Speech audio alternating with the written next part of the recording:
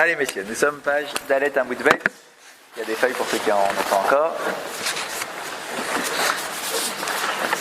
Alors on reprend aux deux points pour se mettre dans la suite, dans le prolongement.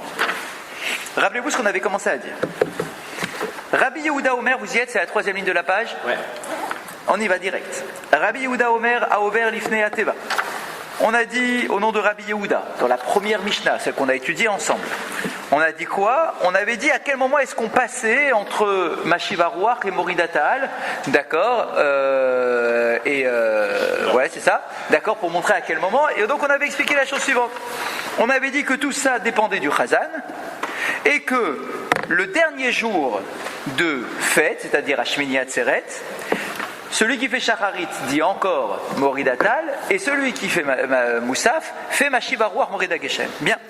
Et on avait dit, et c'est sur cette partie-là pour l'instant qu'on rebondit, et on avait rajouté, toujours dans la Mishnah, que celui, juste aux deux points, que à Pessah, par contre, à Pessah, celui qui fait Shacharit dit encore Mashiva Ruach, alors que lorsque l'on fait Moussaf, on arrête, on dit Moridatal. D'accord? Bien. Sur ce, on a rapporté une objection forte. Urminhu, c'est une objection forte d'une Mishnah sur une Mishnah. Même mieux que ça, de Rabbi Yehuda sur Rabbi Yehuda. D'accord? Qu'est-ce qu'on avait dit? Al-Matai Shoalin et Akshamim, Rabbi Yehuda Omer, Ya'avor à Pessah. Alors que le Rabbi Yehuda de notre Mishnah nous dit que le premier jour de Pessah, on arrête de demander la pluie, puisque à Moussaf de Pessah, ça y est, on dit Moridatal. Pourtant, dans la Mishnah qui sera dans la page d'après, le même Rabbi Yehuda intervient dans une Mishnah également. Et là-bas dans la Mishnah, on pose la question, on dit « Jusqu'à quand on demande la pluie ?» Donc on se serait attendu à avoir la réponse jusqu'au premier jour de Pessah, à Moussaf. Pourtant, Rabbi Yehuda, le même Rabbi Yehuda, dit là-bas dans la deuxième Mishnah, qui n'est pas très loin, c'est la phrase d'après, il nous dit « Ad sheya'avor à Pessah » on demande la pluie jusqu'à la fin de Pessah. On rajoute Rabbi Meir Omer, Hacheya Avor Nissan. Il y a une autre opinion là-bas dans la Mishnah qui nous dit en fait que c'est jusqu'à la fin du mois de Nissan. C'est-à-dire qu'on a encore besoin des dernières pluies de saison jusqu'à la fin du mois de Nissan. Donc, dit la Gemara, on a une objection de Rabbi Yehuda sur Rabbi Yehuda. Dans la Mishnah numéro 1, il dit jusqu'au premier jour de Pessah. Dans la Mishnah numéro 2, il dit jusqu'au 8e jour de Pessah. D'accord? Comment le même Rabbi Yehuda peut dire deux choses différentes? On a eu une première réponse. Amar Rafrizda, Lokashia. Rafrizda est venu, il a dit Lokashia, il n'y a pas de difficulté. Pourquoi? Kan nishol, kan neaskir. Il nous dit il faut créer une distinction entre, en fait, Rabbi Yehuda, il n'est pas fou, mais il nous parle de deux choses différentes. Dans une des deux Mishnayot, il vient nous parler de Mashiva Ruach, et dans l'autre Mishnah, il vient nous parler de Barech Alenu. Donc il peut très bien nous dire que Mashiva Ruach c'est jusqu'à une certaine date, mais qu'on continue encore à dire Barech Alenu, d'accord, jusqu'à une autre date, d'accord, c'est tout à fait possible d'avoir un Rabbi Yehuda qui nous parle de deux choses différentes, et de Mashiva Ruach et de Barech Alenu. Et donc voilà ce qu'il nous propose, Rafrizda, Mish al Sha'il ve'azil, c'est-à-dire dire Barech Alenu, il le dit jusqu'à quand? Jusqu'à la fin de Pessah. Mais Barech Alenu, Moridatal, Mashiva Ruach, merci, Mashiva Ruach, il s'arrête au premier jour de Pessah. Oui, mais ça ne marche pas. Et donc on avait terminé sur ça. Ça ne marche pas parce que tu ne veux pas dissocier l'un de l'autre. Ah, si on l'a fait au début, ça dissocier, on le dissocie pour le début à Sukkot. À l'aller, on le dissocie, le Mashiva Ruach. Tu commences à dire Mashiva Ruach avant Barech Alenu, donc dissocier, on peut dissocier. Ouais. Là, ça se fait pas. Non, mais là, c'est pas ce qu'il dit. Ah si? Il dit, tu dis Mashiva Ruach jusqu'au premier jour de Pessah, et Barech Alenu aussi, et ensuite tu arrêtes de dire Mashiva Ruach, mais tu dis encore Barech Alenu, Achol HaMoed, puisque concrètement, il n'y a que Achol HaMoed qu'on dit Barech Alenu, d'accord? Tu dis encore Barech Alenu, Achol HaMoed, jusqu'à quand? Jusqu'à la fin de Pessah. Shoel, Barech Alenu. C'est pas Askar. Non, Chazak. D'accord? Donc tu as Maskir et Shoel. Et on avait terminé en nous disant, et je reprends la phrase de la Gemara, en nous disant... Et c'est le contraire de Sukkot. Ah oui. C'est ça qu'on ne peut pas dissocier. À Sukkot, ce qu'on dit, c'est qu'on rappelle les... Non, le problème c'était que tu fais une Sheila sans... Exactement. Et qu'ensuite tu fais la Sheila. Voilà. D'accord, donc d'abord tu es Maskir, après tu es Shoel. Alors qu'ici on nous dit que tu vas être Shoel, ça veut dire que tu dois dire Barech Aleinu, alors que tu ne dis plus Mashivaroua. D'accord.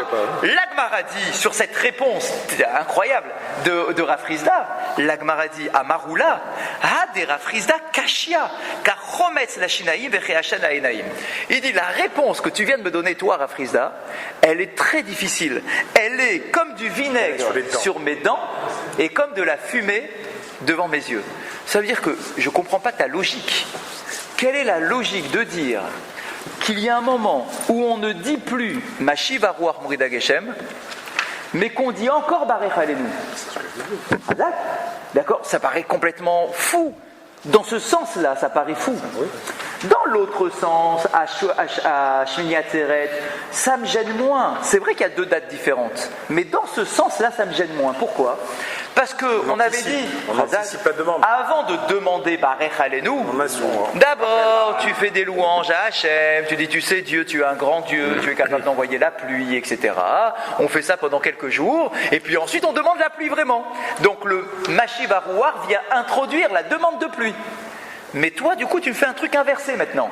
Tu veux dire qu'on dit encore la demande, mais que tu arrêtes de faire la louange. Il dit, mais c'est bizarre de faire les choses dans ce sens-là. Donc ça ressemble à un truc qui me fait mal aux dents, et c'est de la fumée. On dirait que tu vas donner une réponse, juste pour me donner une réponse. D'accord? Ça veut dire que tu me dis, bon, en fait, Rabbi Yehuda ne peut pas se contredire, hein, bien évidemment. Donc, qu'est-ce que je peux imaginer? On va faire une différence entre Shoel et Maskir. Et que il dit que jusqu'au premier jour de Pessah, tu arrêtes, à partir du premier jour de Pessah, tu arrêtes de dire Mashiv Aruach, mais que tu dis encore Barech Aleinu, comme le dit dans la deuxième Mishnah, qu'on continue à demander jusqu'à la fin de Pessah. Bizarre quand même, dit Ravula. Et donc, dans les mots, Uma bemakom chez Eno Shoel maskir, bemakom chez Shoel Eno din sheye maskir. Donc Ravula continue sa question, son questionnement. Et il dit, mais dis-moi, si déjà à un moment où je demande pas encore la pluie, je fais déjà la louange pour l'avoir, alors que je demande pas encore. Alors comment tu peux dire qu'à un moment où je demande encore, je fais plus la louange? C'est pas du tout logique ce que tu me proposes comme réponse. Alors l'Agmara se tourne vers Ravula. Il dit, ok, t'aimes pas la réponse? Alors, non, vers Ravula. Vers Oula. C'est Oula qui râle. Là maintenant, on va dire à Oula, alors propose une réponse toi. Si tu n'aimes pas la réponse de Rav Frisda, et qu'effectivement ça paraît, c'est vrai, un peu difficile à comprendre, alors toi, Oula, propose quelque chose. Et là, Amar Oula, Tre Tanae Aliba des Rabbi Yehuda. Joker, c'est la réponse Joker, celle-là. Très sincèrement. Réponse Joker, c'est en fait, Rabbi Yehuda ne se contredit pas, ça on ne peut pas bouger de ça. Rabbi Yehuda ne peut pas se contredire. Ah, mais pourtant, tu as deux opinions différentes. En fait, ce sont deux Tanaïm qui rapportent les paroles de Rabbi Yehuda de manière différente. C'est-à-dire qu'il y a eu une erreur de transmission. Avec un Tana qui pense que Rabbi Yehuda considère qu'il faut s'arrêter le premier jour de Pessah, ça c'est la première Mishnah, et il y a un autre Tana qui pense que Rabbi Yehuda considère qu'il faut s'arrêter à la fin de Pessah, ça c'est la deuxième Mishnah. Et vous avez compris pourquoi je dis que c'est une réponse joker, c'est que en fait on n'arrive pas à comprendre, à trouver d'autres solutions. D'accord, avec d'un côté Rabbi Yehuda et de l'autre côté Rabbi Yehuda, on a proposé quelque chose avec Rav Frisda, mais ça paraît très surprenant de dire qu'il y a une différence entre Shoel et Maskir. D'accord, donc du coup, Joker, ça veut dire qu'il y a un problème de transmission. C'est que ici, ce qui est surprenant, allez-y. C'est qu'ici il y a d'une part Rabbi Meir qui dit jusqu'à Nissan, et par ailleurs il y a un deuxième Rabbi, c'est Rabbi Yehuda et Rabbi Meir, qui disent que c'est en fait jusqu'à la fin de... Exact. Donc c'est-à-dire que là on a l'impression que c'est pas simplement une faute d'interprétation, parce qu'il y a Rabbi Meir qui dit jusqu'à Nissan. Qu'est-ce qu'on fait de cela? Ça me gêne pas. De me dire que Rabbi Meir, il pense lui qu'on dit qu'on arrête de demander la pluie à la fin de Pessah ou à la fin de Nissan carrément, Rabbi Meir, d'accord? Et que ça, c'est pas gênant. Il y a une marloquette parmi les Tanaïm, une marloquette. Ça, c'est courant dans les Mishnayot. Il y a différentes contradictions pour la même personne. Ce qui me gêne, c'est la contradiction de Rabbi Yehuda sur Rabbi Yehuda. Que tu me dises que Rabbi Meir n'est pas d'accord avec Rabbi Yehuda, ça, c'est courant. C'est pas un problème. Un, il pense au premier jour de Pessah, l'autre, il pense à la fin de Nissan. Ça, c'est pas grave. Il continue avec les deux. Il continue et en plus, Rabbi Meir, il est cohérent avec lui-même. Rabbi Meir n'a pas de problème. Il fait plus Shoel. D'accord, Razak. Donc Rabbi Meir, il me pose pas de problème. Le problème, c'est Rabbi Yehuda contre Rabbi Yehuda. Et ça, c'est pas possible d'imaginer un truc pareil. Donc, alors, imaginons qu'en réalité, ce sont deux Tanaïm qui ont entendu les paroles de Rabbi Yehuda et que chacun a rapporté finalement de manière différente. C'est un peu difficile de comprendre comme ça, parce que quand même c'est des Tanaïm, c'est pas n'importe qui, donc s'ils ont entendu un enseignement, ils vont quand même le répéter fidèlement, alors que chacun le répète d'une manière différente, parce qu'ils n'ont pas eu la perception. Pour juste avoir une petite preuve dans ce sens, regardez, juste c'est nos commentateurs qui nous attirent notre attention, regardez, la présentation est différente. Quand dans la Mishnah numéro 1, on rapporte l'opinion de Rabbi Yehuda, je vous rappelle comment c'était présenté.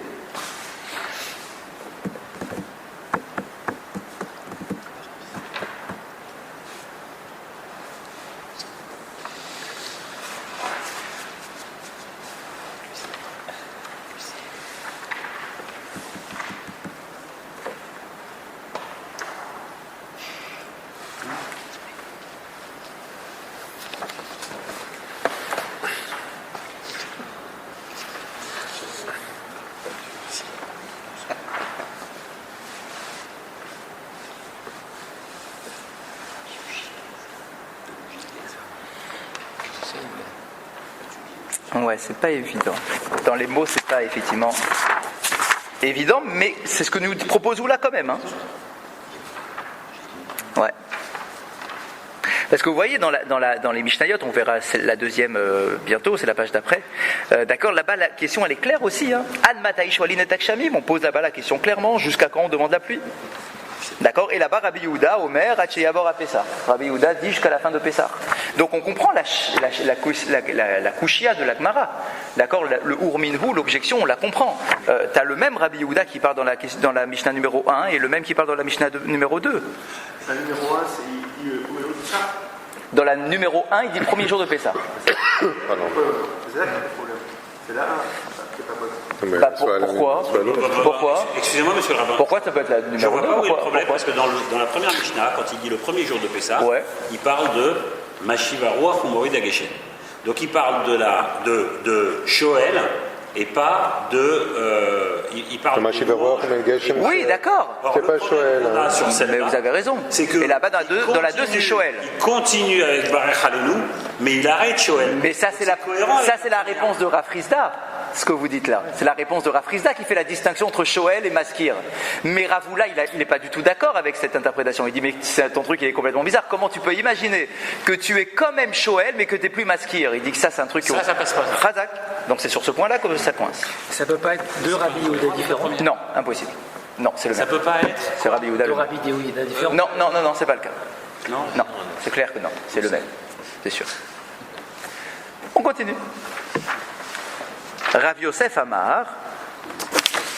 Alors, Rav Yosef, qui entend la réponse de Ravula, qui trouve et qui sait que c'est un joker qu'on n'utilise que quand on n'a plus d'autres solutions, il nous dit peut-être qu'on peut interpréter différemment quand même. Peut-être qu'on peut trouver une meilleure solution plutôt que de dire que ça a été rapporté de manière tordue. Ça, on n'aime jamais dire ça parce que ça veut dire qu'il y a un problème de transmission dans la Torah orale et on n'aime pas ça.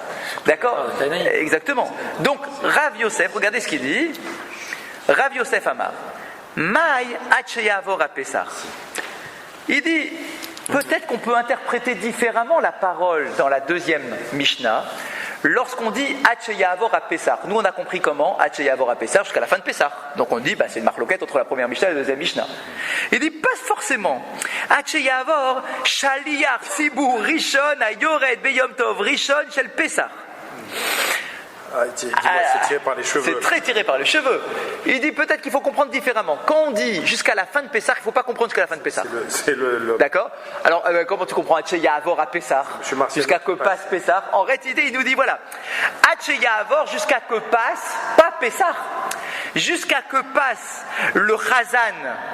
Jusqu'à que passe le premier Chazan de Shacharit, qui a Yored Beyom Tov Rishon Shel Pessah, qui descend sur la Théba du premier jour de Pessah. Et donc du coup, c'est peut-être ça qu'il faut comprendre. C'est-à-dire, Hatcheyavor à Pessah, en réalité, Hatcheyavor à Chazan, à Shaliyar Tzibour, Shel Yom Rishon Shel Pessah. Il a oublié pas mal de mots. Là. C'est dur, hein.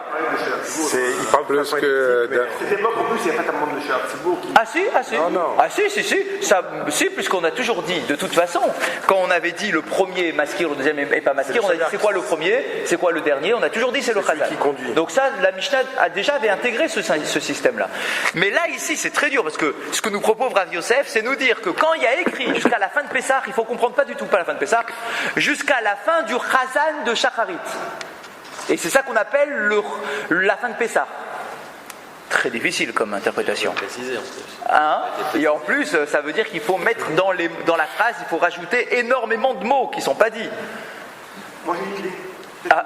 Ça veut dire le Korban Pessah. C'est la prochaine, une seconde. Amarlé Abaye lui dit Chez Ela Beyom Tov Mi Eka Ika. Il dit, ce que tu dis ne semble pas non plus coller. Même, allez, disons qu'il faut mettre tous ces mots-là. Disons. Et que c'est juste un problème de phrase qui a été un peu trop condensé. Imaginons, c'est vrai que ça arrive des fois de faire nous Kimta sur une Mishnah qui paraît complètement farfelue, mais pourtant c'est ça la bonne interprétation.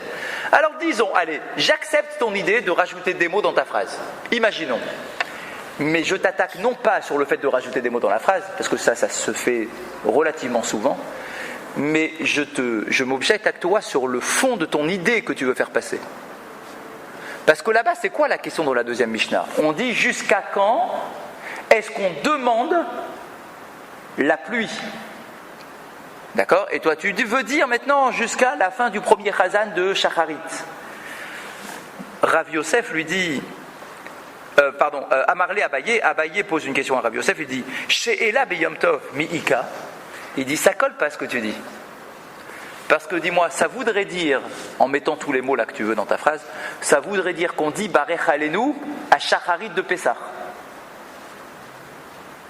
Or, dans la tfila de Yom Tov, il n'y a pas Barech Alenu. Bien sûr.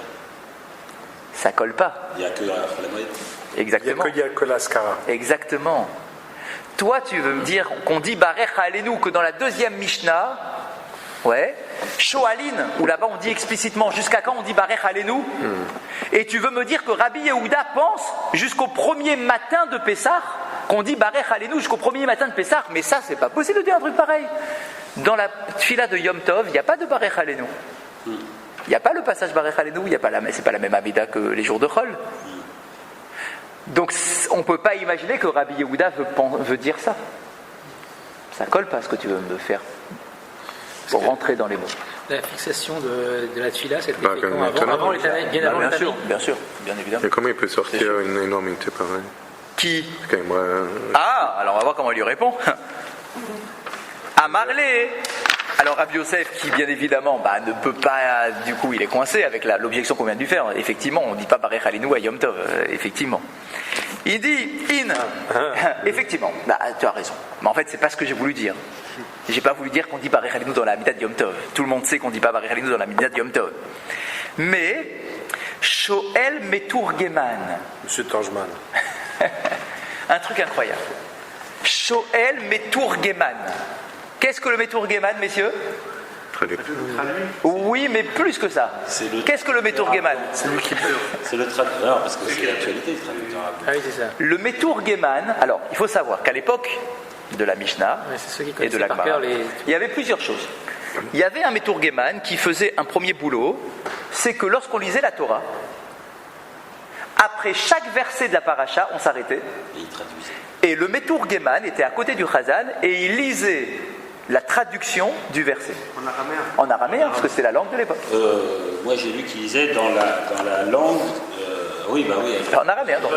D'accord, il lisait en araméen. La langue du peuple. Ok, il lisait en araméen, ça veut dire imaginer, retransposer à notre époque. C'est comme si après chaque verset de la paracha, on s'arrêtait et on lisait la traduction en français et on reprenait ensuite au fur et à mesure. D'accord, imaginez la longueur de l'office. D'accord. Donc le Meturgeman, c'est déjà son premier travail. Deuxième, pardon. C'est ce qu'on fait pour les jeunes mariés. C'est ce qu'on fait pour les jeunes mariés. Pour l'Haftara C'est ce qu'on fait à la Haftara de Pessah. On a la tradition de traduire la Haftara de Pessah, verset par verset. Et c'est ce qu'on fait au Avraham Zaken. Avraham Zaken, c'est ça l'habitude de lire en araméen. Pourquoi tu lis en araméen Avraham Zaken? Parce qu'en fait, c'est une vieille tradition. On a gardé Meturgeman. Ça vient de là. Meturgeman, traducteur.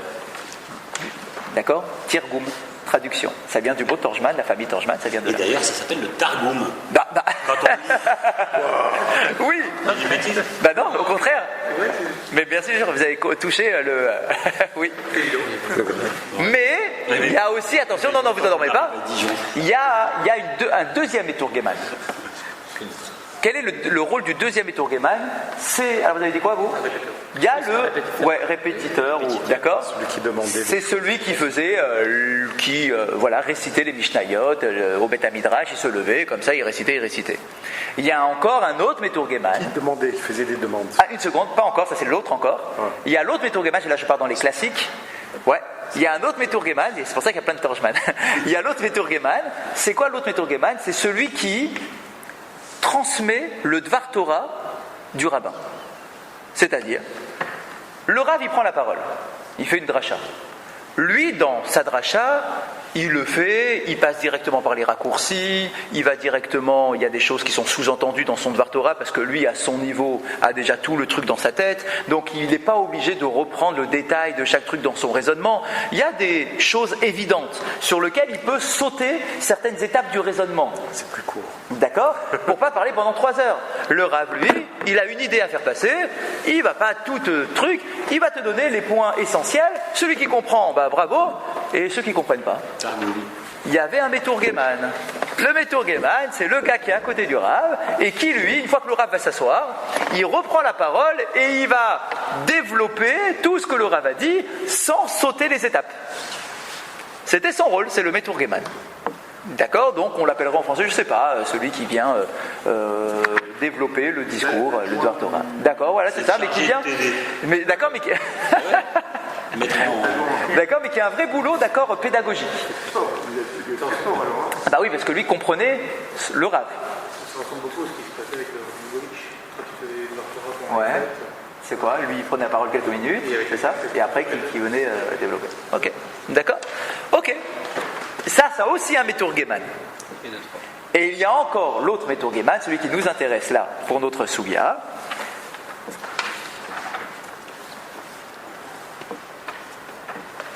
Regardez Rashi, très court Rashi, à peu près au milieu de la page. Amarle in she'ela de Meturgeman. Vous l'avez? Oui. Ok.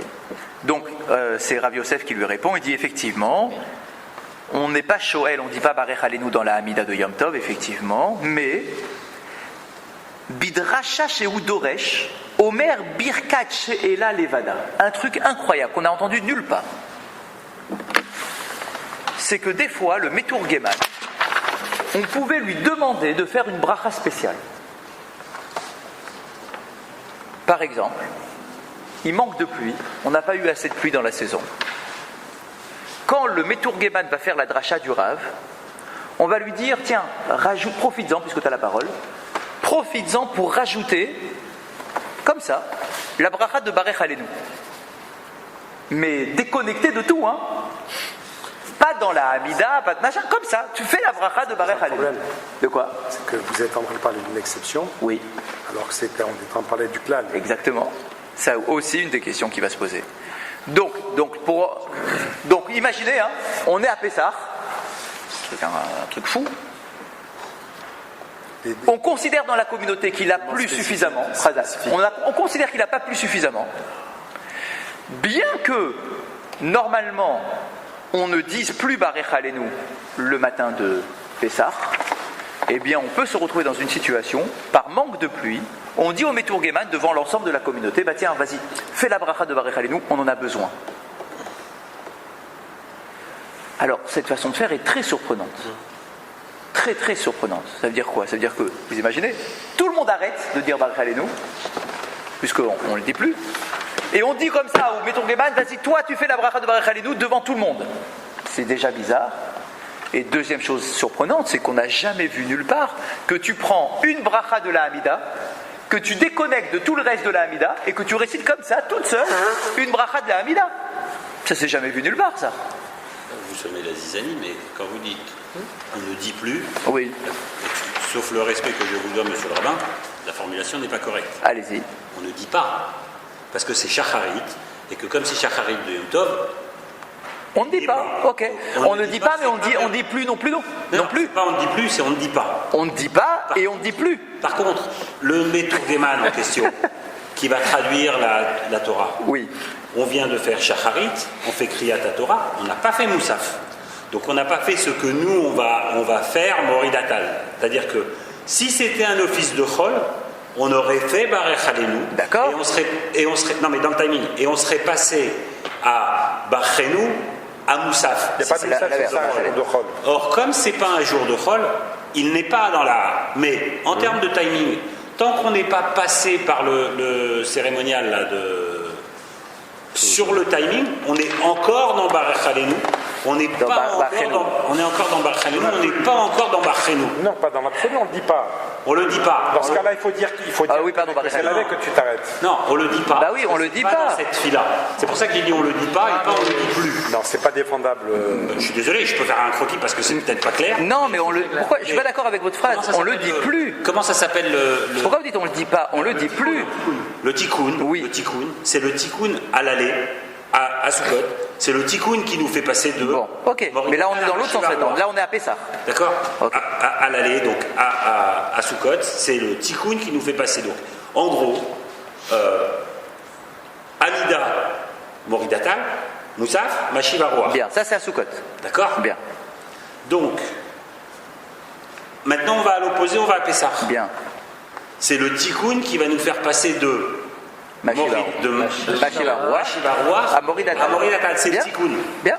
Donc, à ce moment-là, avant d'avoir eu ce tikkun, le Meturgeman, il est encore dans la période Mashivaroa Humori Dageshen. Donc, il est encore en train d'appeler, d'accord, mais de faire des louanges à Akadosh. Jusqu'à quand il peut faire un truc pareil? Jusqu'au tikkun. Et là, on parle du Meturgeman. Ben non, c'est pas ce qu'on veut dire là. C'est pas ce qu'il veut dire. Il veut dire jusqu'à la fin de Pessah. Puisqu'on est en train de donner l'opinion du deuxième là, de Rabbi Yehuda numéro 2. Oui, mais tout à l'heure, l'autre il nous a dit, c'est quand le Hazan il descend de la terre. Non, ça c'était une interprétation qu'on a rejetée. On a dit mais ça rentre pas du tout dans les mots. Et en plus, non seulement ça rentre pas dans les mots, mais même dans l'idée ça rentre pas. Comment tu peux imaginer donc du coup que tu vas dire le matin, alors je comprends ce que vous dites, que même le matin... Avant le tikkun et après le tikkun. Oui, d'accord, mais si on arrête de le dire, on arrête de le dire. D'accord? On a dit à tous les fidèles d'arrêter de le dire, et lui, le Meturgeman, il va pouvoir le dire encore, et encore jusqu'à la fin de Pessah, puisqu'on est en train d'interpréter la deuxième Mishnah. Donc ça paraît effectivement difficile, d'accord, d'imaginer comme ça, de faire une bracha déconnectée de tout en plus. Donc, imaginons un cas, est-ce qu'on aurait le droit, d'accord, dans une communauté ou dans une ville, on se dit tiens, il n'y a pas eu assez de pluie, normalement on devrait arrêter le premier matin de Pessah, allez venez, on rajoute encore une semaine de Barech Aleinu. Ah non, déjà à la base. On n'a pas le droit. Franchement. D'accord, si tout le monde arrête, alors tout le monde arrête. Ça a été instauré par les Chachamim, c'est la date où on arrête de demander. Alors quoi, est-ce qu'on pourrait ajuster comme ça? On est avant ou on est après? Avant, après quoi? L'instauration des Chachamim. Ah bah là, on est dedans. Bon, on est dedans parce que c'est les Tanaïm qui parlent. Quel statut D'accord, donc on pourrait imaginer qu'on adapte le Barech Aleinu à la ville dans laquelle on est ou dans le pays dans lequel on est. Si le besoin est extrême. Il y a un roche qui est incroyable. Razak, c'est la question que je pose. Est-ce qu'on peut. Eh ben non. La situation exceptionnelle. Razak, il y a une question qui est posée comme ça par le roche. Il dit est-ce qu'on pourrait effectivement en décaler comme ça, dire Barech Aleinu plus longtemps que tout le monde? La réponse c'est que non. C'est que non, on ne peut pas. C'était une clada d'avoir de la pluie à... Oui, mais si toi t'as pas eu assez de pluie, alors pour toi ce ne serait pas une clada, ce serait une bracha de l'avoir quand même. Parce que si tu enchaînes avec un deuxième été sans pluie, alors c'est une catastrophe. Alors on aurait pu imaginer comme ça qu'on peut adapter. Si nous on a besoin de pluie, on demande encore. Les Rami disent non. Même s'il y a vraiment un besoin. Même si tu as un besoin, soit que ça passe, ça passe. Justement, ces situations. Ça va être, bien sûr, ça va être le cœur de notre Moi, chemin. comme ça, c'est que j'étais à Bruxelles il y a 15 jours, là, et là-bas, c'est l'été, on est en plein été. Ils font quoi dans la Hamida? Où ça Khazak. Mais c'est récent, ils font Asmaïa. Dans l'hémisphère sud, ils font Bar Où ça Argentine. Eh ben, C'est pas la même chose. Qu'est-ce qu'ils font c'est incroyable. C'est incroyable ce qu'il dit. Mais c'est vrai, c'est comme ça que c'est retenu. Ce sera plus loin dans la Gemara. C'est une vraie question. Dis-moi, quelqu'un qui est dans l'hémisphère sud là-bas. Est-ce qu'on le fait pour Israël ou est-ce qu'on le fait pour l'endroit où... Ouais. Eh ben, voilà, il y était. Et ils font quoi alors? Eh ben, ils font quand même Barech Aleinu comme nous. Ah oui, c'est comme Israël, ils sont rapportés Israël. Ouais, c'est pour Israël. Ça veut dire qu'il y a un moment, Là-bas il fait chaud. même si là-bas il fait chaud, et que tu vas dire oui, mais là-bas il fait chaud, les Chachamim, ils ont instauré que c'est à Pessah et à Sukkot, que ça bouge, et bien c'est Pessah et Sukkot pour tout le monde. Ah oui, d'accord. Mais c'est par rapport à Israël. Alors. C'est à Pessah et Sukkot comme tout le monde, c'est-à-dire que même là-bas, avec nos airs, ils ont fait Sukkot à la même date que nous. Et bien c'est à Sukkot qu'on demande la pluie, point. C'est incroyable, mais c'est vrai que c'est une Sheila. C'est vrai que c'est une vraie Sheila. Hein. Est-ce qu'il faut l'adapter au pays ou bien c'est décrété, c'est décrété? Est-ce que, par exemple, quand il y a eu les problèmes d'incendie, on ne pouvait pas demander la pluie? Eh ben, Khazak, non. Eh ben, non. On ne pouvait pas. Eh ben, non. Mais les Bahraïm pouvaient faire une prière à part de la Ah, en tant que Metourgueman, peut-être, mais jusqu'à quand? Il y a un moment où la pluie est mauvaise de toute façon. Ouais. Vous voyez ce que je veux dire? Donc, alors, on reprend, on continue. Est-ce que ça nous plaît cette histoire de Metourgueman? Est-ce que ça, on accepte cette réponse-là de dire que comme ça le second du rabbin il fait comme ça une bracha spéciale de Barech Aleinu? Déconnecté. D'accord, exactement, ça paraît complètement fou. Non, mais même s'il peut, il n'y a pas de... C'est comme ça, au milieu de rien. Exactement. Vechi Metourgueman Shoel Davar Shelo Tzarich la Tzibour. C'est pas ce qu'il a dit. Quoi? Il a dit que c'était nécessaire pour le Tzibour. Je ne comprends pas cette réponse. C'est-à-dire que s'il demande la pluie, c'est qu'il y a Oui, je vais vous l'expliquer la réponse. Juste, je la traduis déjà. Est-ce qu'on accepte cette réponse-là, donc de dire que c'est un Metourgueman qui fait la bracha de Barech Aleinu toute seule, déconnecté de tout? La Gemara dit non, on rejette cette réponse. On ne peut pas imaginer un truc pareil. D'accord? Pourquoi? Vechi Metourgueman Shoel Davar Sheno Tzarich la Tzibour. Est-ce qu'on peut imaginer que le Metourgueman demande quelque chose qui ne convient pas au Tzibour, à la communauté? Vous allez dire, mais pourquoi ça ne correspond pas? Oui, ça correspond s'il manque de pluie. Du coup, ça plaît à tout le monde. En fait, le fond de la question, c'est est-ce qu'on peut imaginer que le Metourgueman fasse quelque chose alors que le Tzibour ne le fait plus? Mais le Tzibour... C'est-à-dire que s'il manque de pluie, alors on demanderait à tout le monde de dire cette bracha. Mais vous avez dit que c'était à la demande du Tzibour. Oui, d'accord, mais quand tu peux imaginer que toi, que ça c'est à la demande du Tzibour, mais le Tzibour ne s'associe pas à la bracha, comment c'est possible un truc pareil? C'est l'ancêtre de la politique moderne. La politique n'est pas faite pour le peuple, mais par le peuple. Sinon, on imaginerait que la communauté aussi dise la bracha de Barech Aleinu, que tout le monde le dise. Oui. Et pourtant, c'est pas ce que tu demandes, toi. Tu dis que juste le Metourgueman. Quoi, tu peux imaginer que le Metourgueman. là-dessus aussi. Ben, c'est pas moi, c'est la Gemara. D'accord? Et donc, vous voyez ce que je veux dire? Ça veut dire que si la communauté arrête de le dire, alors on peut pas imaginer que le Metourgueman continue à le dire. C'est un raisonnement en cercle, parce que on prend le Metourgueman parce que la commune ne l'a pas dit. Alors tu peux pas prendre cet argument pour dire que c'est... Que la communauté ne peut plus le dire. Voilà, c'est en cercle. Je suis d'accord. Bon, non, ce qu'il aurait pu, il aurait pu dire, écoutez, ça c'est vrai peut-être, mais on est en train d'établir les règles générales. Oui. Et ici, on est en train de parler d'une exception. Donc ici, tu es en train de dire que jusqu'à... C'est ça qu'il faut répondre. En fait, oui, d'accord, mais alors la question c'est est-ce qu'on peut imaginer. Donc c'est ça. Hein. On peut imaginer de façon. Est-ce qu'on peut avoir des cas d'exception? Mais quand tu dis, mais Rav Yehuda, il ne savait pas que dans cette communauté il y avait un problème. Donc on est bien. Donc effectivement, on touche à la question, je pense, c'est que est-ce qu'on peut imaginer qu'il existe comme ça des exceptions? Est-ce qu'on peut se dire que c'est à la carte et que dans certaines communautés on peut demander à c'est pas ce qu'il est en train de légiférer Rav Yehuda. Donc le problème on apprend avec Rav Yehuda. On pourrait imaginer comme ça que Rav Yehuda part d'un cas très précis, exceptionnel. Ça, c'est déjà arrivé une de ce genre. Il y aurait eu. C'est pas une Mishnah, c'est bien une braïta ou bien deux. Non, ça, je ne suis pas d'accord avec vous. Ça peut arriver, même plus qu'on imagine, une ukimta, c'est-à-dire on établit une Mishnah dans un cas très précis. Alors qu'elle se présentait comme étant une phrase générale, comme si c'était une règle, finalement la Gemara vient intervenir pour dire que non, en réalité cette Mishnah ne parle que d'un cas très très très précis. Ça arrive, hein. C'est une ukimta, donc on pourrait accepter l'idée de dire que peut-être que Rabbi Yehuda il admet qu'il puisse avoir des cas exceptionnels. Et là il y a quand même un parallélisme. Avec quoi? Entre la première et la deuxième, c'est ça, Pessah et Shavuot et Sukkot. Ouais. Donc la Gemara n'accepte pas la réponse. Elle n'accepte pas l'idée de Meturgeman. D'accord? Parce que ça paraît effectivement un peu difficile. Alors quoi? Alors dis-moi quelque chose. Et là, Mechavarta Kedeoula. Regardez, on revient à dire quoi maintenant? Puisque l'idée du Chazan, ça t'a pas plu. Chavarta, ça veut dire quoi? Une seconde. Puisque l'idée du Chazan, ça t'a pas plu. Puisque l'idée des mots qu'il faut rajouter et du Meturgeman, ça te plaît pas non plus. Ou il faut changer, ça ne va pas plus. D'accord, ça ne te plaît pas non plus. Et là, Mechavarta, ce qui me semble être clair, ce qui est clair, C'est en araméen, ouais, bien sûr, de l'araméen, c'est la réponse de Oula. Première alors. Non.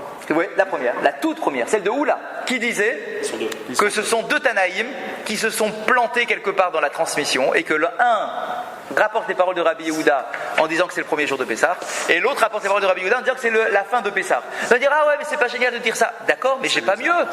Je n'ai pas mieux. Ah, ok. Et tiens, on va nous dire qui a raison. Une seconde. On va trancher, on va mettre à jour qui a raison parmi les deux. Mais là où au début on a dit ah, ça, j'aime pas ce genre de réponse parce que ça veut dire qu'il y a un problème de transmission. Ok, mais si t'as pas mieux. Tu n'as pas été capable de résoudre l'objection de Rabbi Yehuda sur Rabbi Yehuda. Donc je reviens à la première hypothèse de dire que ça a été mal transmis. Il y en a un qui s'est planté dans la façon de transmettre. Pourquoi on dit pas Corban. c'est une Nous nous Kimta. Kimta. Ou Kimta. Kimta. c'est un moins mal, c'est un cas particulier. Pourquoi on dit que c'est une mauvaise traduction? Parce que l'histoire du Meturgeman, il n'a pas du tout, on n'a pas adhéré à cette idée-là. Bah oui, on n'a pas adhéré, que tout le monde s'arrête de demander, lui il demande quand même. D'accord, on n'a pas du tout adhéré à ça. Et donc du coup, j'ai plus de réponse.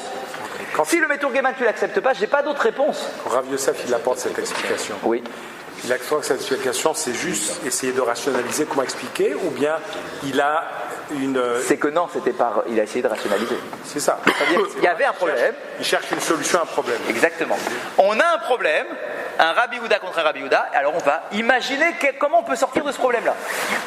Il y a eu un premier qui a proposé, le deuxième il a proposé, mais finalement on n'a pas admis le système que tu proposes, ça colle pas. Du coup, je reviens à celle qui me plaît encore moins, mais qui me permet de sortir du problème, c'est de dire que ce sont deux Tanaïm.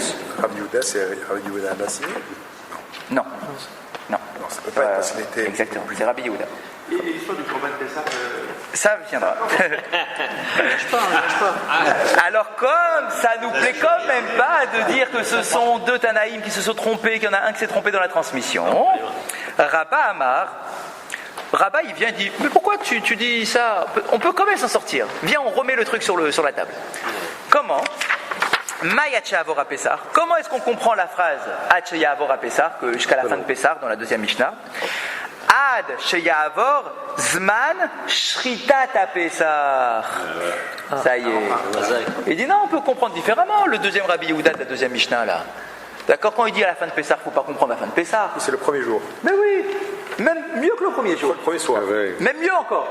Après le premier sacrifice. Après l'heure du Korban Pessah. C'est ça qu'on appelle Acheya Avora Pessah, jusqu'à que passe le Pessah. C'est quoi le Pessah? C'est le Korban Pessah. Korban Pessah. Et alors Mais ça marche pas. Rashi, oui. Ça marche pas avec la Skara, parce que la Skara, on l'a fait quand même. Alors une seconde, Rashi, regardez Rashi. Rashi très important. Ascara de Moussaf. Rashi. Non, la Ascara. Dans Moussaf, on fait la Skara. Ouais, mais ça marche. Attends une seconde. Du bas Ascara, sans choix, ça pose pas de Le truc problème. d'avant, il y avait Une seconde. Khazan qui le disait Ouais. à Moussaf et le Tzibour qui le disait à si tu as Moussaf. déjà arrêté de le faire la veille... Non, ça c'était pour la pluie qu'on avait dit ça. Là ici c'est l'inverse maintenant, on a pour arrêter. Là, puisque c'est l'inverse. Non, tu peux pas dire un truc pareil. Parce que là, on avait dit qu'il fallait la notion qu'il y en a un qui annonce aux autres. Ça, c'était pour la pluie. Mais pour arrêter, tu t'arrêtes, point. T'as pas besoin d'attendre que quelqu'un arrête avant que tous les autres s'arrêtent. Parce que Moridatat, c'est pas automatique. Khazak, là-bas, tu t'arrêtes, point. Il y en a qui le font Tu pas. dis plus. Arrête, c'est tout. Khazak, tu arrêtes de dire. Pas de l'un à l'autre. Exactement. Donc, on va regarder Rashi. Hacheyavor Zman Shritat Pesach. C'est quoi cette idée-là de dire jusqu'à que passe l'heure du Korban Pesach? D'accord? Alors, on est dans Rashi, vers la fin de la colonne, fine. Hacheyavor Zman Shritat Pesach. Écoutez ça. Chatzot Yom de Arba Asar Ad Sheyavor Chatzot Dehainu Kol Tfilat Yotzer Vashmuinan Rabbi Yehuda Debe Mincha de Arve Psachim Al Falgav de Matzlinan Tfilat Chol Mafsikinan Velo Yomar Veten Talumatar Ve'afalgav de Machrinan Ad-Demachar Be-Moussafim. Waouh, un rachis très important. Il faut qu'on le comprenne. C'est quoi l'heure du Pessah, du Korban Pessah? À partir de quand on a le droit de faire le Korban Pessah? À partir de Chatzot. À partir du milieu de la journée, de la veille de Pessah. On est bien d'accord, hein? Donc on est le 14 Nissan. Le 14 Nissan à midi, le midi du soleil, c'est le moment, à partir du moment où j'ai le droit de commencer à faire le Korban Pessah. Et j'ai le droit de le faire jusqu'à la fin de la journée. Ouais. Mais j'ai le droit de commencer à partir de Chatzot. La veille. De la veille, donc de la veille de Pessah. Quoi? C'est-à-dire que si Pessah tombe lundi soir, depuis lundi midi, c'est l'heure oui, et dans notre vocabulaire à nous, hein, quand je dis veille, dans notre vocabulaire à nous. Donc jusqu'à le midi avant Pessah, avant le soir de Pessah, c'est l'heure à partir de laquelle j'ai le droit de faire le Korban Pessah. Bien. Alors, que nous dit Rashi? Chatzot Yom de Arba Asar. Le milieu de la journée, donc de l'après-midi qui précède le Seder. Ouais. Bien. On est donc le 14 du mois de Nissan pour l'instant. Hacheyavor Chatzot. Et donc, en fait, c'est ça qu'il faut comprendre. Quand on dit Hacheyavor à Pessah, il faut comprendre jusqu'à que passe midi. C'est ça le Pessah, le Korban Pessah. Dehainu, c'est-à-dire, alors maintenant il nous explique. Kol Tfilat Yotzer Ve'ashme, donc c'est-à-dire jusqu'à la fin de Shacharit. Shacharit du matin. Donc, tant que je suis dans Shacharit, je dis encore Barech Aleinu. Quand l'heure de Shacharit s'arrête, c'est l'heure du Korban Pessah. Et là, j'arrête de dire Barech Aleinu. Et là, ça fait toujours une contradiction. Attends une seconde, juste on finit Rachi, on apprend pas la question, mais vous avez raison. Donc, oui, question sur ça? Mais la veille. On est l'après-midi avant le Seder. Encore Chol.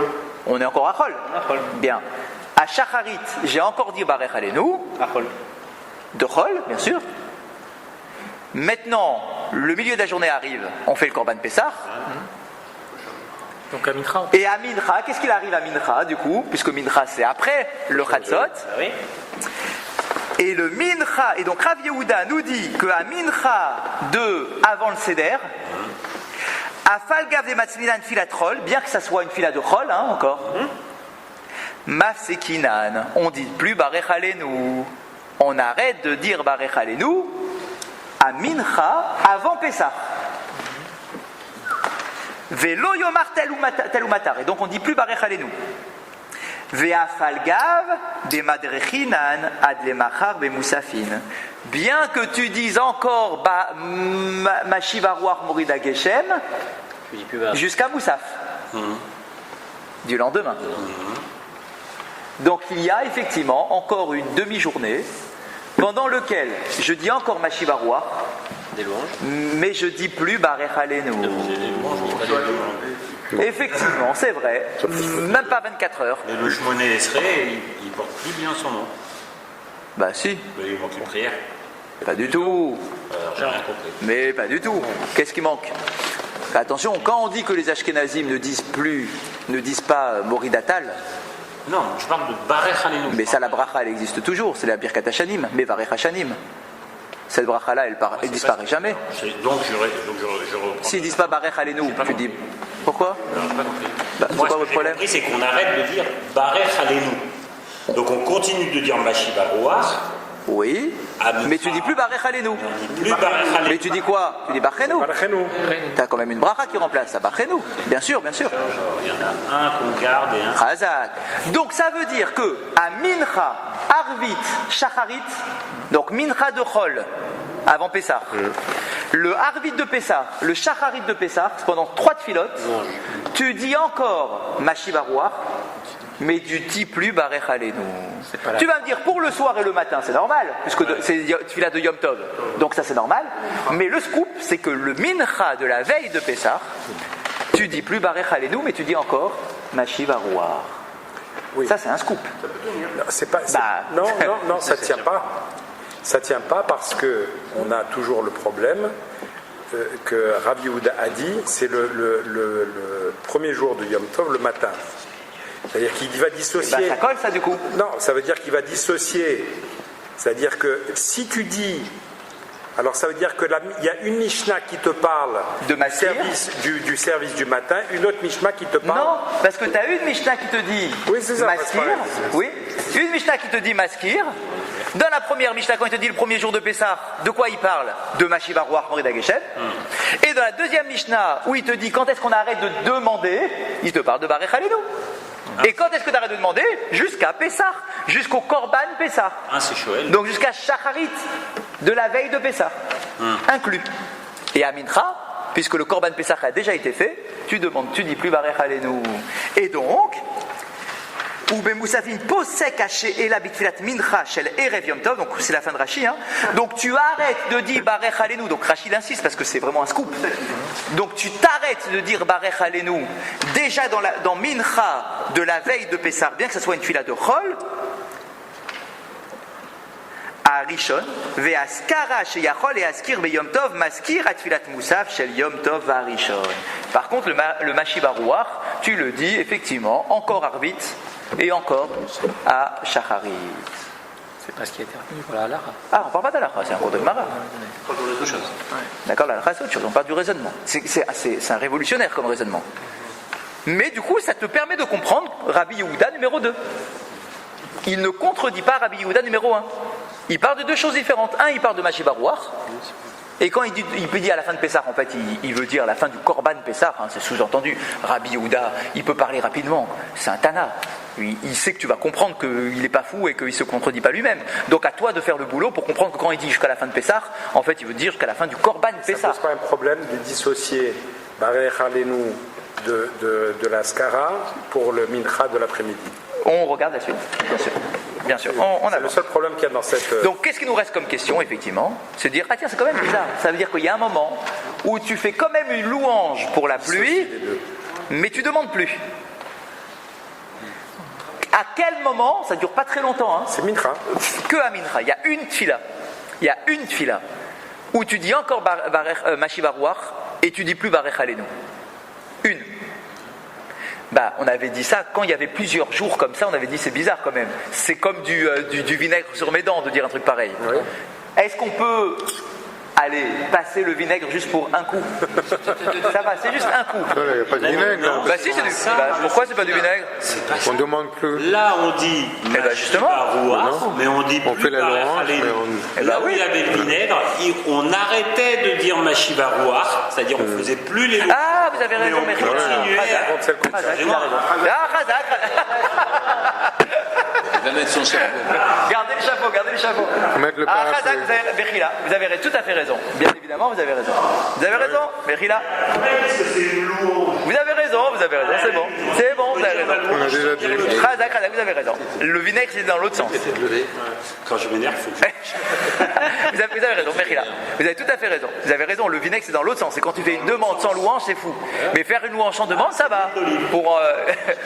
Pour une tuila, ça pose sans problème. Très bien, très joli, très juste. On continue. Et d'ailleurs, la Gemara continue, Vechitrilato kensofo. Et finalement, ce n'est pas choquant. Parce que de la même façon qu'au début de la saison, à Sukkot, tu as une période où tu dis que la louange sans la demande, ce qu'on fait au début, on peut le faire à la fin. C'est symétrique. Exactement, c'est un peu symétrique. Tu as un dernier jour comme ça, où tu as une louange sans la demande. Matrilato. De la même façon qu'au début, c'est-à-dire à Sukkot, Maskir, tu dis Mashiva Ruach, Afal Picheno Shoel, bien que tu dises pas Barech Alenu, Af Sofo. Alors on peut aussi imaginer qu'à la fin, c'est-à-dire la veille de Pessah, Maskir, tu dis Mashiva Ruach, Afal Picheno Shoel, bien que tu ne dises plus Barech Alenu. Ça va, c'est pas choquant de dire un truc pareil. Ça ressemble à la fin, au début. On peut dire, ça ne dérange pas. De quoi On peut dire qu'on demande... La louange, même on avait dit que tu peux même le dire tout le temps. Effectivement. Très bien. Alors, elle est bien cette réponse de Rava ou pas? Elle est bien, elle est jolie. Amarlé Abaye, il n'est pas content. Et il dit à Rava... Abaye, c'est lequel? Qu'est-ce qu'il avait dit alors? Abaye? Rien encore. Ah bon, d'accord. Si, non? Ah si, le premier, oui, pardon. C'est lui qui avait dit... oui, il avait dit comment tu peux imaginer, c'était la question sur le Beturgeman là, que le premier jour on dise Barech Alenu. D'accord, c'est ce qu'il avait dit la première fois. Mais là maintenant, il vient de poser une question. Il dit Bishlama. Il dit je veux bien. Shtrilato Maskir, Askara, Nami, Ritsui She'elahi. Et la Maï Ritsui She'elahika. Il dit c'est vrai que c'est pas du vinaigre. Ok, mais quand même. Ce n'est pas du vinaigre, mais quand même, j'ai un petit problème. Que tu me dises à Sukkot qu'il y ait comme ça quelques jours du Dimashi Barouach, tu fais une louange. Avant de me demander, c'est une introduction à ta demande qui va se passer dans quelques jours. Ça c'est bien au début. Mais à la fin, pourquoi continuer à faire une louange s'il n'y a pas une demande qui va venir après ? Vous voyez ce que je veux dire? C'est ce qu'on a dit tout à l'heure. Exactement, c'est d'autres questions. Donc vous revenez maintenant. Oui, je suis d'accord. Ouais. Donc c'est pas du vinaigre, c'est vrai. Il n'y a pas de quoi faire un scandale. Mais c'est quand même bizarre. L'histoire du vinaigre, c'était incohérent. Ok, Razak. Mais là c'est bizarre. C'est bizarre parce que tu fais une louange. Normalement, la louange, elle a un sens quand elle introduit une demande. D'accord? Tu vas embrasser ton père en l'embrassant chaleureusement parce que tu sais dans ta tête que dans 3 jours tu vas lui demander un truc. Mais là ici, tu lui fais une louange, mais tu vas rien lui demander puisque tu vas... c'est le Pessah maintenant, il n'y a plus rien à demander comme pluie. Donc dis à Baye, ta réponse, je l'aime pas tellement, parce que c'est pas tellement logique. Finalement, ce que ça nous fait réaliser, c'est que finalement, la demande, elle n'est que pour la pluie. Oui. C'est-à-dire ce qu'on dit en été, finalement, bien sûr. Alors, et que la louange, en fait, elle est que parce que c'est pour ça que les Ashkénazes ne disent rien. Ne disent rien parce que t'as rien à. Ça introduit rien ta louange. Donc, et là, c'est incroyable, hein. Donc il dit, et la sopho, maïritsu isheelahika. Mais si tu dis qu'on fait le même truc à Pessah, quelle est l'introduction d'une demande? Pourquoi continuer à faire une louange alors qu'il n'y aura pas de demande qui va suivre? C'est fou. Alors qu'est-ce que tu proposes, Abaye? Et là, mechavarta kedeoula. Incroyable. Les deux. Abaye dit, eh bien pour moi c'est clair qu'il faut revenir à Oula. C'est-à-dire Les deux. que je préfère dire, plutôt que de faire un truc qui n'est pas logique, je préfère quand même dire que ce sont 2 Tanaïm qui ont rapporté l'enseignement de Rabbi Yehuda, un qui pense que c'est le premier jour de Pessah et un qui pense que c'est le dernier Moi jour. j'ai une question maintenant. C'est ce que je pense. Moi j'ai une question. Si c'est vrai, Que... qui s'est trompé? Qui s'est trompé? L'Agmara va le dire. Ah bah voilà. Oui, bien sûr. Alors si tu me dis que C'est logique, c'est comme ça alors. Et d'ailleurs l'Agmara va s'arrêter que sur ça, vous vous rendez compte? On va plus rien proposer. Amar Rabbi Assi, Amar Rabbi Yochanan, Halacha, qui Rabbi Yehuda. C'est génial. Rabbi Zera, non, Rabbi Assi, dit au nom de Rabbi Yochanan, la Halacha est comme Rabbi Yehuda. Lequel? Lequel? Celui de notre Mishnah. Puisqu'on est en train de parler de notre Mishnah ici. C'est ici qu'on est en train de traiter des sujets, donc c'est celui qui prend le dessus. D'accord? Donc là, Halacha est comme Rabbi Yehuda, donc non seulement on a tranché entre les deux Rabbi Yehuda, mais on a aussi exclu les autres opinions. Notamment celle de Rabbi Meir qui disait jusqu'à la fin du mois de Nissan, etc. La Halacha, elle est comme Rabbi Yehuda, c'est-à-dire qu'on passe jusqu'à premier matin de Pessah. C'est là qu'on passe à Morid. Ok. Mais dans cette Mishnah-là, il part Rabbi Yehuda Hachi avant à Pessah, dans notre Mishnah, la dernière. De quoi? Dans la Mishnah, la dernière. La Mishnah numéro 2? Non, celle qui est devant nous là. Rabbi Yehuda, Ah, la numéro 1? Non, celle devant nous là, qu'on a lu là. Non. Je ne sais pas de quoi vous parlez. Parce qu'on a deux Mishnah. On a la première, celle qu'on connaît nous. Ah non, ça c'est l'objection par rapport à la deuxième Mishnah. Ah, elle est où la Mishnah alors? La Mishnah elle est dans la page d'après, on l'a pas encore vue. Ah, après. Oui, elle est après, on l'a pas encore vue. Nous, pour l'instant, on connaît que la Mishnah numéro 1. La Mishnah numéro 2, ils nous l'ont rapporté comme ça pour nous faire l'objection. Mais pour l'instant, on n'a pas encore étudié la Mishnah numéro 2. Donc, on a compris la halakha est comme Rabbi Yehuda numéro 1. C'est clair? C'est clair. Bien. Une fois qu'on a dit ça, Amarle Rabbi Zera les Rabbi Yassi. Rabbi Zera il dit Rabbi Yassi.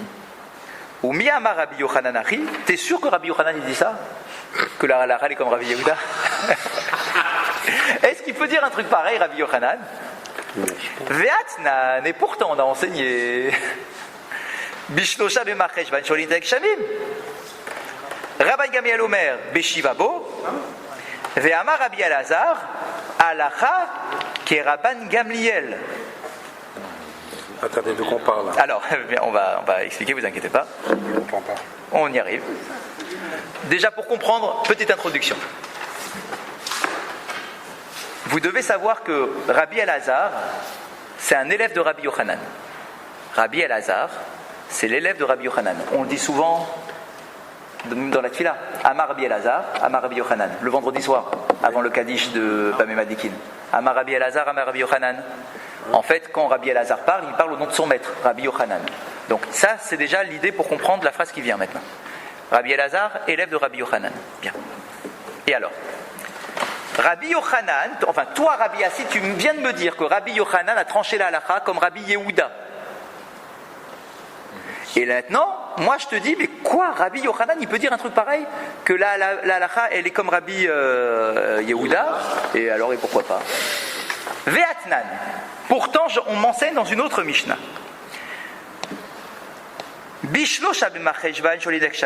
Là-bas, on nous dit, c'est le 3 du mois de Cheshvan qu'on dit Barech Alenu. Bon, c'est une opinion. Le 3 Cheshvan, on dit Barech Alenu. Rabban Gamliel Omer, Beshivabo. Rabban Gamliel dit le 7 du mois de Cheshvan. C'est une deuxième opinion. Ve'amar Rabbi Elazar. Et Rabbi Elazar dit Halacha ki Rabban Gamliel. Il dit que la halakha elle est comme Rabban Gamliel, c'est-à-dire qu'on demande la pluie le 7 du mois de Cheshvan. Ok, et alors? Quel est ton problème maintenant? Eh ben quoi? Tu réagis pas? Rabbi Elazar, il dit que la halakha elle est comme Rabban Gamliel, qu'on demande la pluie le 7. Ouais.